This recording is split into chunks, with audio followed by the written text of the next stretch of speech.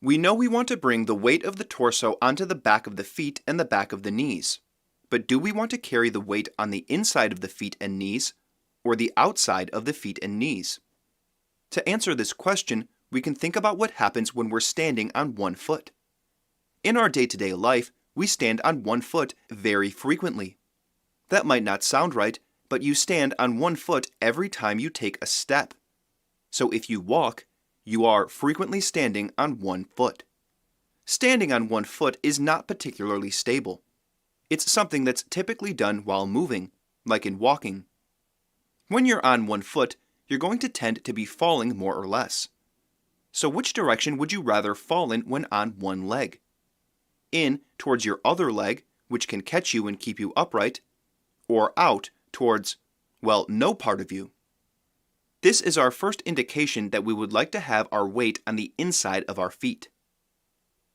Unfortunately, since most people have poor posture, they do not maintain the weight of their torso over the inside of their feet.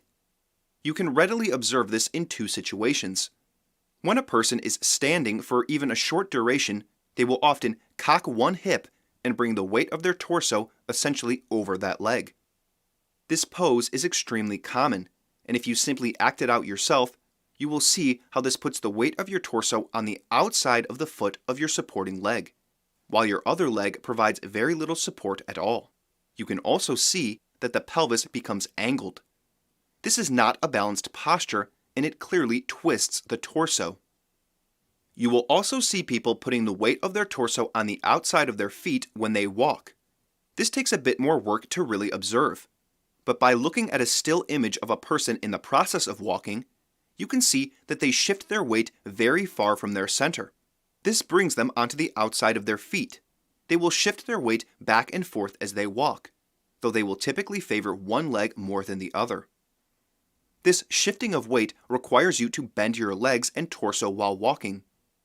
Bending the legs in this way shortens you, just as bending the torso shortens you, and so this is not the optimal way to walk. As for the knees, if we examine the structure of the bone, we can see that there are two condyles. The condyles are of different sizes, and the inner condyle is bigger than the outer one. This is a clear indication that the weight should be more on the inside of the knee than the outside. We can also see that the lower leg is reinforced at the back. Our leg is designed to carry weight at the back of the inner part of the knee. But as we've seen, it's very common for people to bring their weight to the front of the knees. With some careful observation, we can see that people also tend to bring their weight to the outside of their knees. To understand what is optimal for using the feet as a base, we need to understand one more concept. The true ankle joint really only allows for forward and backward movement. This image will give you an idea of how the ankle works.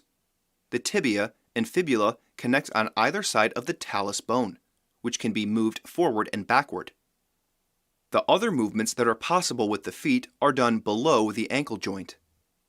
It's a mechanical fact that a wheel functions best when the axle is 90 degrees to forward. If you've ever pushed a shopping cart with a busted wheel, it won't be hard to imagine why. When the axle of a wheel is not 90 degrees to forward, it obviously does not work as efficiently. You can expect vibration, uneven wear and tear, and, depending on the angle of the axle, the wheel might even stop functioning. The joint of the ankle works in a very similar way.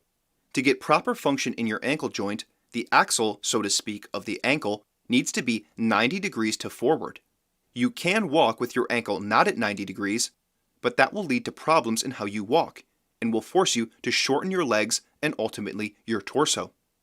But how do you know if your ankle joint is 90 degrees to forward? Take a look at your ankles.